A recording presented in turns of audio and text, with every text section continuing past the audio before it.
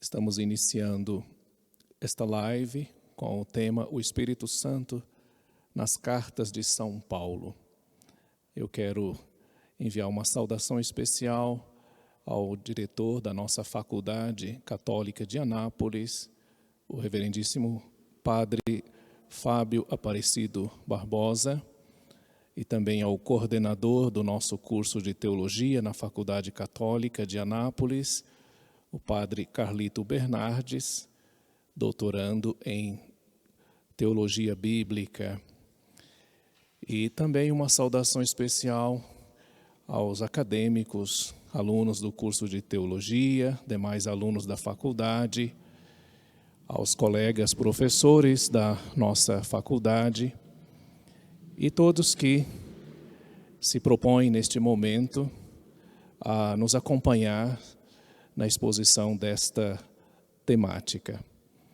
Quero de antemão agradecer também os meus amigos que estão aqui nos permitindo esta live, esta transmissão, para que chegue onde você está neste momento, querido Diácono Nário e o Wagner, daqui da Paróquia São João Evangelista, da Pastoral da Comunicação. Pois bem, eu queria começar com uma palavra de um dos padres capadócios, São Gregório de Nissa. Ele disse o seguinte: se tirarmos de Deus o Espírito Santo, o que resta não é mais o Deus vivo, mas o seu cadáver. Fecha aspas. É o próprio Jesus quem explica a razão disso. O Espírito é que vivifica, a carne de nada serve. Aplicando ao nosso caso, isso significa, é o Espírito que dá a vida, a ideia de Deus e a busca por Ele. A razão humana, marcada como está pelo pecado, sozinha, não é suficiente. O homem que está prestes a falar de Deus, sob qualquer título, se é um crente, deve lembrar que as coisas de Deus, ninguém as conhece, a não ser o Espírito de Deus. 1 Coríntios 2:11.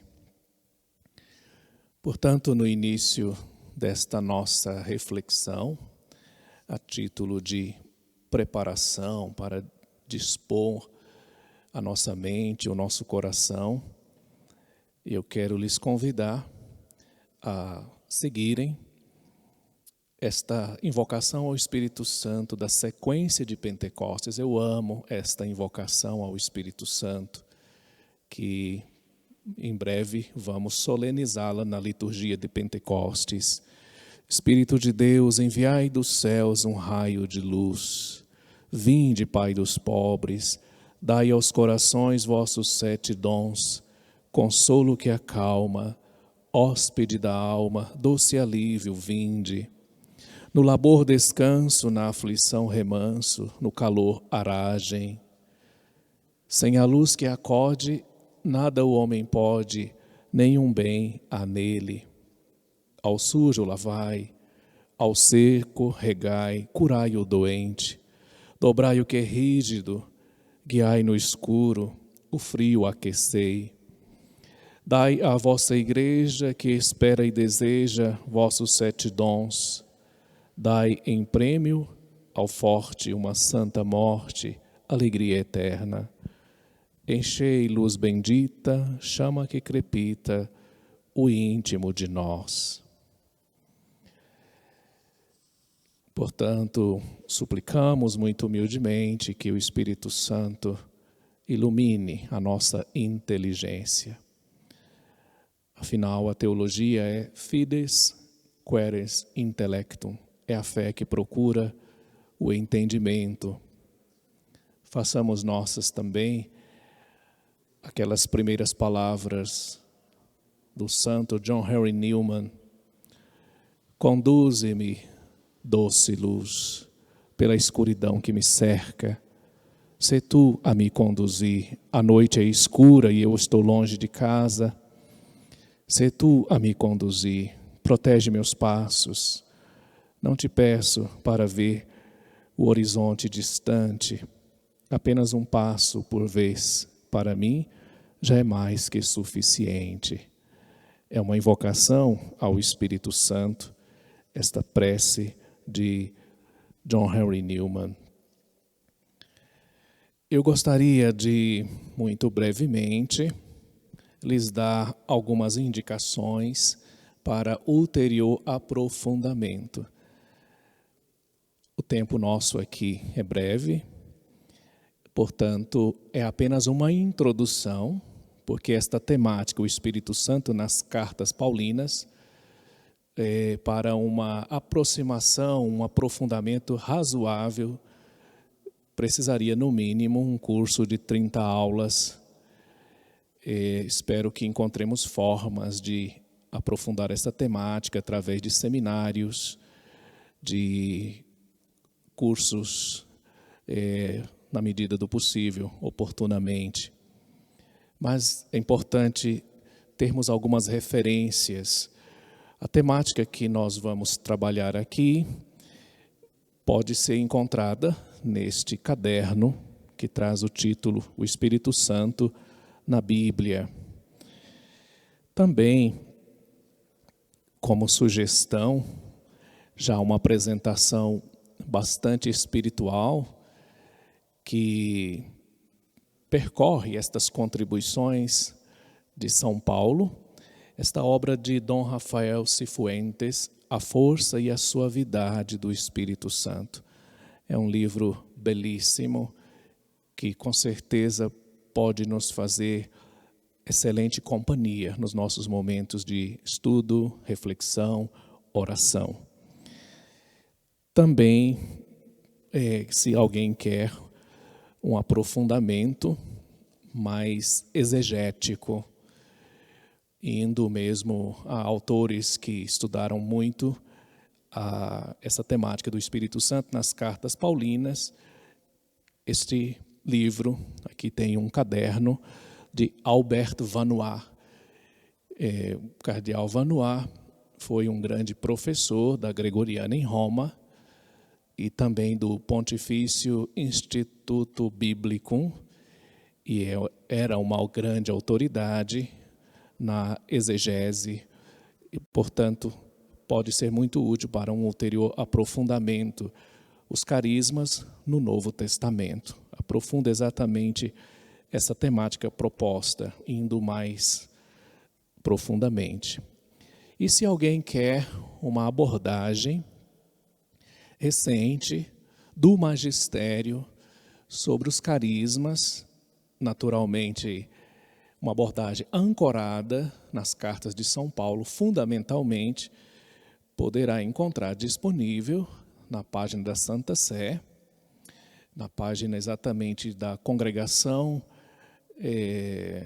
da Doutrina da Fé, esse documento chamado Iuvenescit Ecclesia. A Igreja rejuvenesce com a força do Evangelho e o Espírito Santo renova-a continuamente, edificando-a e guiando-a com diversos dons hierárquicos e carismáticos. Um estudo atualíssimo que percorre as contribuições de São João Paulo II, Bento XVI e chega ao Papa Francisco na Evangelii Gaudium, que é um aprofundamento que cobre em boa medida as bases que nós encontramos nas cartas paulinas. Pois bem, depois desta introdução, vamos a esta apresentação. Vou dar um esquema e nomear alguns poucos pontos para a nossa apreciação. Fundamentalmente, São Paulo fala em diversos lugares sobre o Espírito Santo.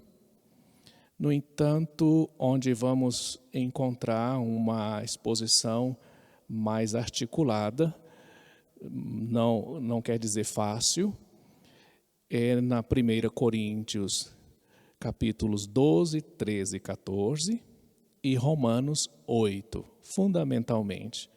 Vamos encontrar elementos em outros lugares, em outras cartas. Mas, como proposta para hoje, lhes dou esta indicação, e nós vamos ver o Espírito em Corinto, aí nos capítulos 12 a 14, 1 Coríntios. O Espírito e a coerência da palavra, que pode ser um tema a ser aprofundado aí dentro desta sessão. A diversidade dos carismas e a unidade do Espírito. Diversidade e unidade, o apóstolo trabalha muito com isso, o uno e o múltiplo. É uma temática que se pode encontrar, 2 carismas reformulados, a vida no Espírito, aí já vamos para Romanos 8, e dentro da carta aos Romanos, a lei e o Espírito de vida, a carne e o Espírito, esta oposição que o apóstolo apresenta, o Espírito é pronto, mas a carne é fraca, e uma temática que eu quero destacar nesse tempo, da filiação, Filho de Deus, e depois umas indicações conclusivas.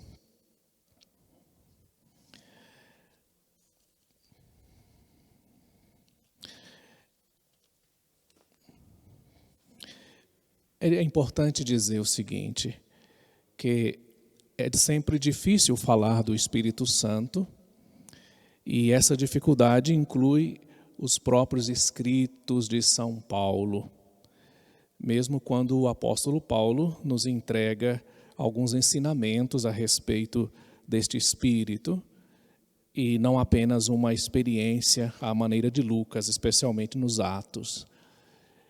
O apóstolo Paulo nos entrega alguns ensinamentos.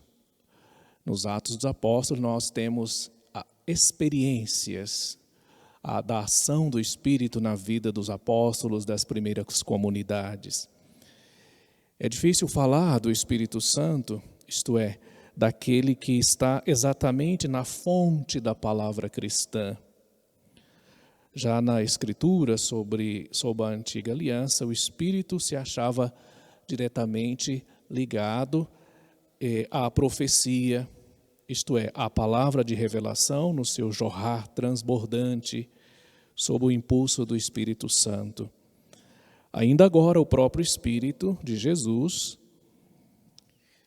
permanece eminentemente ligado à nova palavra, até mesmo na oração feita doravante sob o influxo daquele que reza em nós.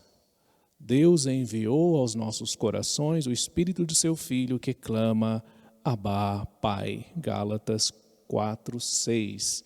Vamos explorar depois um pouquinho e trazer também algum testemunho de experiência com esta bela palavra. Portanto, aquele em quem se origina nossa palavra cristã não se define a si mesmo. A linguagem que tenta designá-lo em sua própria ação frustra, malogra, de certo modo, por todos os lados. Sem dúvida, é esta uma das razões da aparente confusão, onde emergem as menções do Espírito sob forma de fragmentos ou de certos elementos apenas enriquecidos, recolhidos desse corpus paulino, tomado no sentido amplo. Com o Espírito, tocamos na transcendência da linguagem. Os glossolários de Corinto, que falavam em línguas, sabiam-no muito bem. Sua linguagem espiritual transbordava em todo sentido.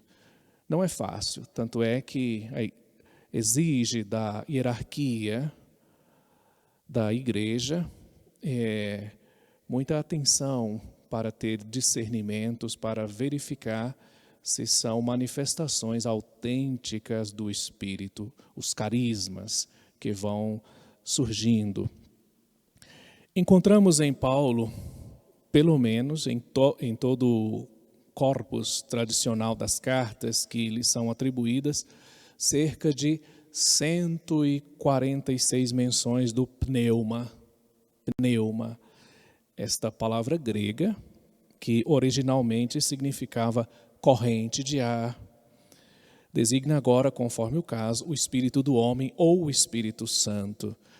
Uma dificuldade, quem toma esses textos de São Paulo, não é fácil distinguir quando é Espírito com E minúscula ou quando se refere ao Espírito com E maiúscula, ao Espírito Santo, a terceira pessoa divina. Por vezes é difícil definir-se de tal modo, deve o Espírito do Senhor investir o espírito do cristão. Romanos 8:9, vós estáis no Espírito, com E minúscula, visto o Espírito Santo habitar em vós. O maior número de menções do pneuma, Espírito, acha-se na primeira carta aos Coríntios e em Romanos.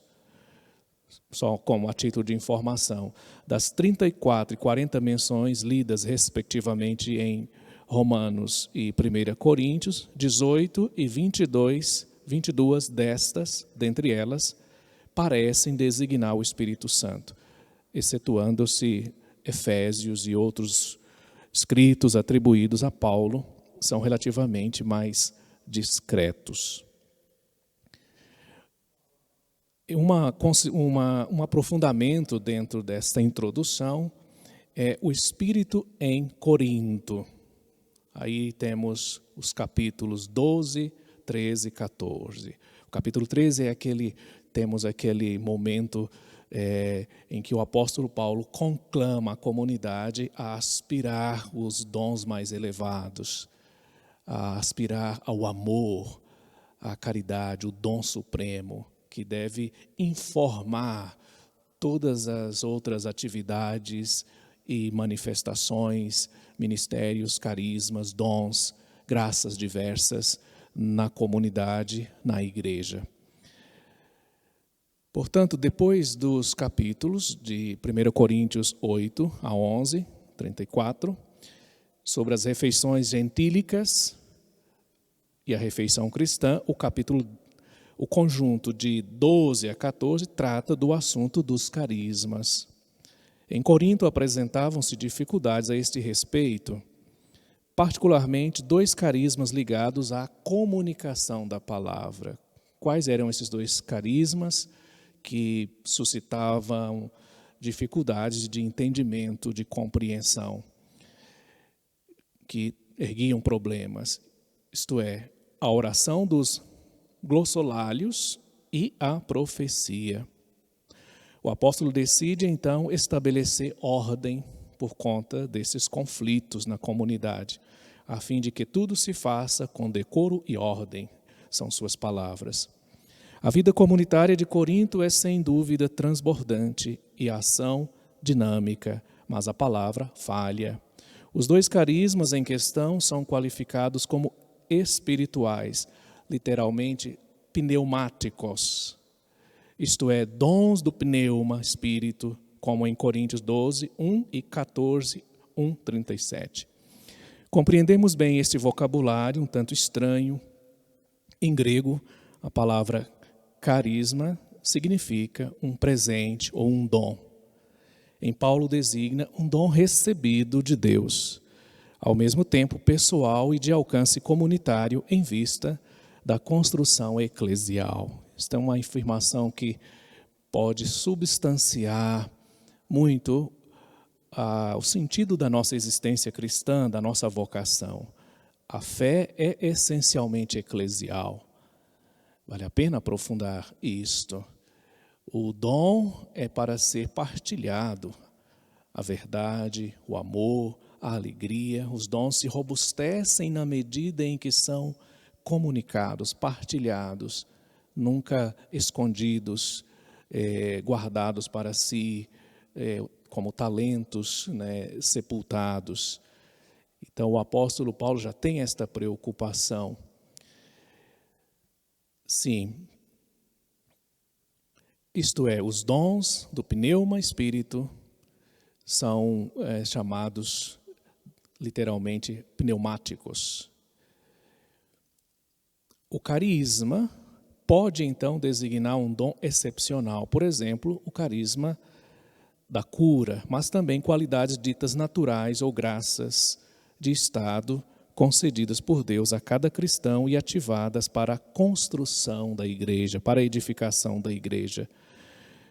O caso dos carismas ditos espirituais, pneumáticos, é mais particular, concerne diretamente a palavra pronunciada sob o influxo do Espírito, a saber, a palavra que vai de nós a Deus, isto é, a oração. A palavra que vai de nós a Deus é a oração. Assim como a palavra que vai de Deus a nós quer dizer a revelação profética. Distinção importante nesse duplo movimento.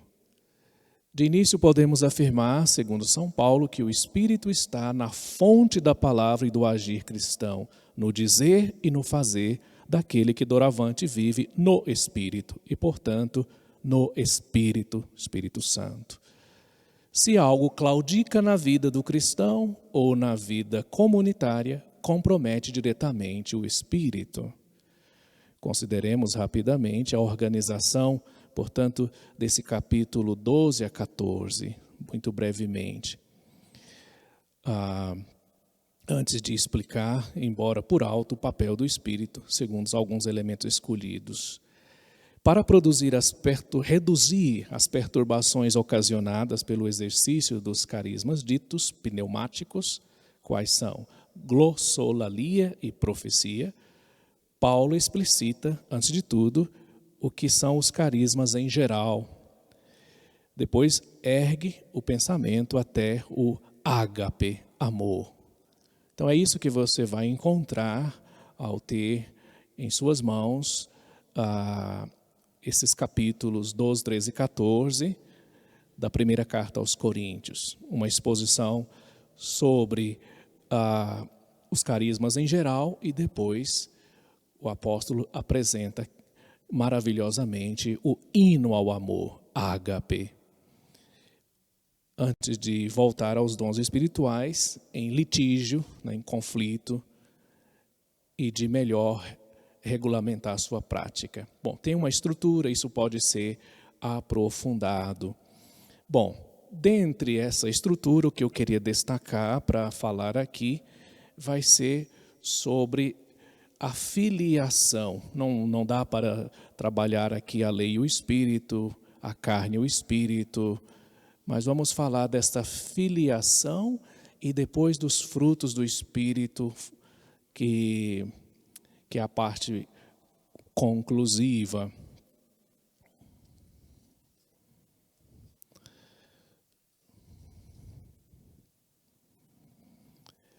Pois bem, nós lemos, você pode conferir na sua edição da Escritura, Romanos 8, 14 a 16. Todos aqueles que são conduzidos pelo Espírito de Deus são filhos de Deus. Com efeito, não recebeste um espírito de escravo para recair no temor, mas recebeste um espírito de filhos adotivos, pelo qual clamamos, Abba, Pai.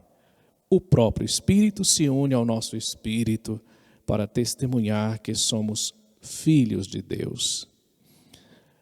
Aqui, um testemunho maravilhoso de São José Maria Escrivá, que fez uma experiência desta maravilhosa revelação, da qual fala aqui o apóstolo, que foi como que um antes e um depois na sua vida, na sua vocação e na sua missão tão fecunda na vida da igreja. E esse testemunho pode ser lido nesta obra de Andrés Vázquez de Prada, el fundador del Opus Dei, no volume 1. São 3 volumes grossos de uma pesquisa exaustiva. Essa obra está aqui em espanhol, mas eu queria então aqui trazer como que a vida da palavra. Os santos constituem um quinto evangelho, a palavra vivida. Eles é que nos dão o direcionamento para fazer uma autêntica teologia. Como dizia o Papa Francisco, uma teologia in ginocchio, uma teologia ajoelhado, como fazia Santo Tomás, que colocava a sua cabeça junto do sacrário, colocava a sua cabeça junto do crucificado para suplicar-lhe luz, para fazer uma teologia que correspondesse à vontade de Deus. Também para nós é importante isso, teologia com espiritualidade. Então, os santos, é bom colher aquilo que a palavra produziu na vida dos santos. Os santos constituem, portanto, um quinto evangelho, um evangelho vivido. Para lembrar Dom Manuel Pestana, o instituidor, o fundador da Faculdade Católica, ele dizia: os santos são reflexos de Deus. Os santos são aqueles que levaram a palavra a sério. Então, no dia 16 de outubro de 1931, envolvido em seus pensamentos, São José Maria rezava num bonde de Madrid. Aquela oração levou-o a compreender que era filho de Deus. É muito especial esta teologia da filiação divina nas cartas de São Paulo. Abá, Pai, o Espírito Santo que clama dentro de nós, Abá, Pai, e nos arranca da orfandade, revela-nos que nós somos verdadeiramente filhos no Filho. Fomos enxertados nesta videira. Eu sou a videira e vós os ramos. É uma única árvore. A vida da árvore que é percebida nos ramos e produz frutos. São José Maria, portanto, dá esse testemunho, dizendo: no dia 16 de outubro foi uma jornada memorável, impregnada de oração. Foi um desses dias em que mal conseguia ler 2 linhas do jornal, porque o passou arrebatado em união contemplativa. São suas palavras: o Senhor fazia germinar no meu coração e nos meus lábios, com a força de algo imperiosamente necessário, esta terna invocação: Abá, Pai. Tirado aqui da carta de São Paulo aos Romanos, e que comparece também no outro lugar. Estava eu na rua num bonde, dia de Santa Edviges de 1931. Quis fazer oração depois da missa, na quietude da minha igreja. Não o consegui. Em Atocha, comprei um jornal e tomei o bonde. Até este momento em que escrevo isto, não pude ler mais que um parágrafo do jornal. Sentia fluir a oração de afetos, copiosa e ardente.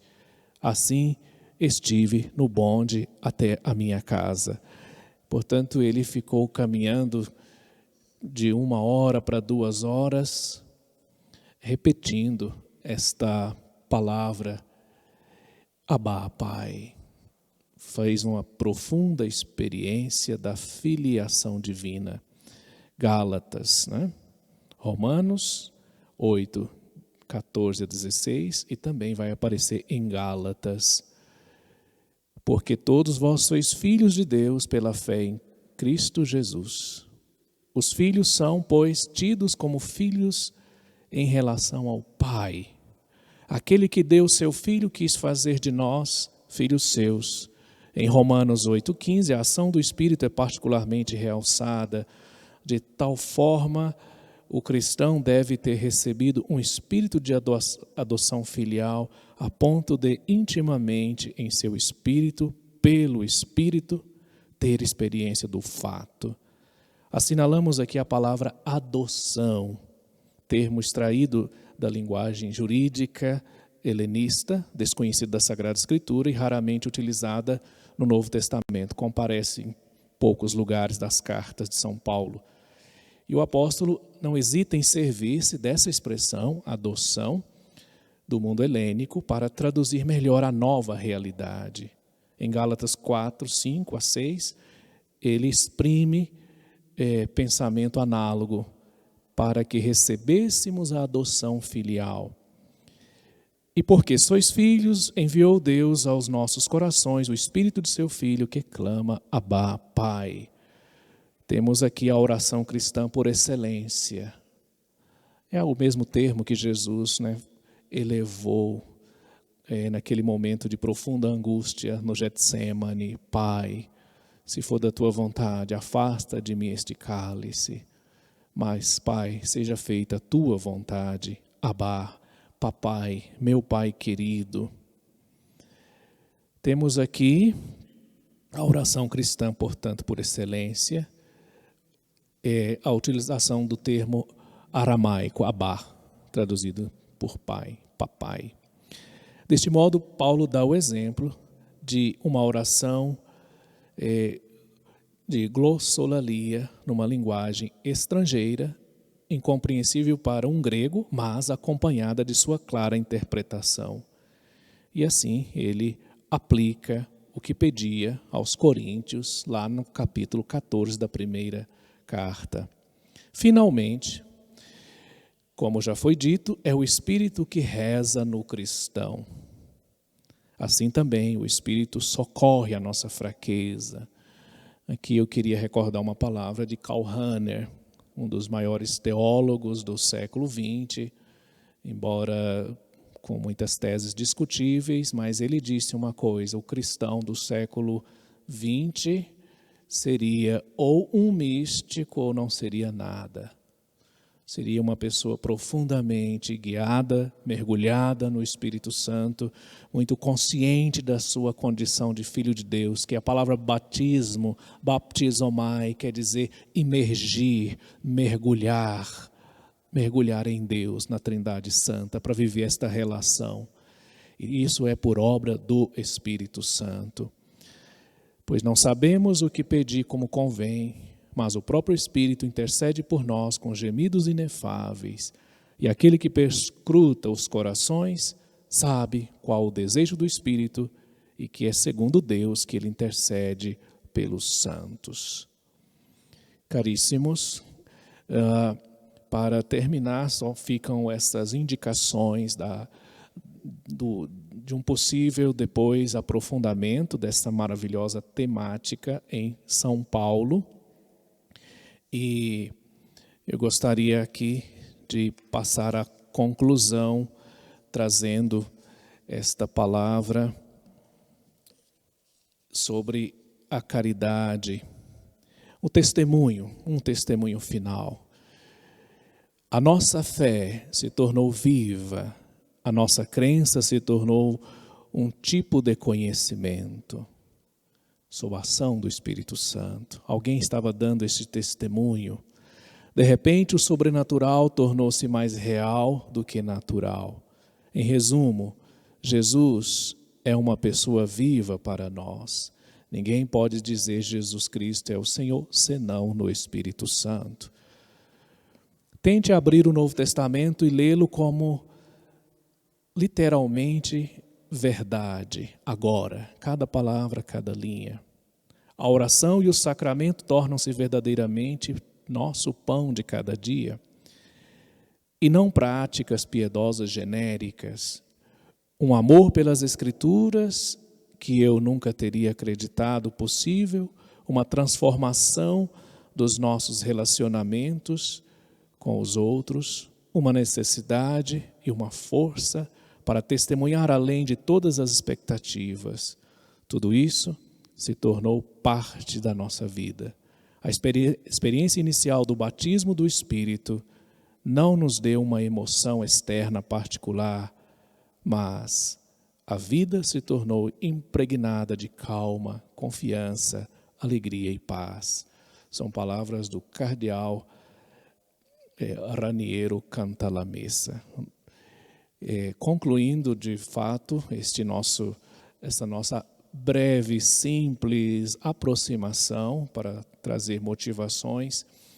Certa vez foi perguntado ao famoso cardeal Leo Joseph Suenes, perguntaram-lhe: por que o Senhor é um homem de esperança, não obstante as perturbações de hoje? E ele disse que respondeu assim: porque creio no Espírito Santo. Penso que nesse nosso tempo de tantas provações, medo, inseguranças, tantos temores, podemos responder com as palavras do cardeal Suenes: porque que nós cremos no Espírito Santo, porque que nós temos esperança, não obstante todas estas perturbações. Podemos dizer também isso, porque nós cremos no Espírito Santo. E para concluir, uma oração. Oração que o cardeal Comastre fez ao Espírito Santo, façamos-la também nossa. Jesus, hoje é Pentecostes, o Senhor é fiel, doa-nos o Espírito Santo que nos arranca da preguiça, que nos livre do medo, que transforme a nossa vida em testemunho da Tua vida. Senhor Jesus, ajuda-nos a sair do cenáculo da oração para ir para a praça da vida cotidiana, gritar a boa notícia, que é somente esta. Deus nos estende a mão para fazer-nos sair da tristeza, da maldade. Não percamos tempo, mas acolhamos o dom da sua misericórdia. Termino agradecendo-lhes a atenção, os alunos acadêmicos da Faculdade Católica, agradecendo ao coordenador do curso de Teologia, Padre Carlito Bernardes, pelo convite, agradecendo ao diretor da nossa faculdade, Padre Fábio Barbosa, e todos que aceitaram o convite para seguir esta temática. Que o Espírito Santo seja a luz que guia também a sua vida. Recebam esta bênção por intercessão da esposa do Espírito Santo, a Virgem Maria, a bênção de Deus Todo-Poderoso, Pai, Filho e Espírito Santo. Amém. Grande abraço.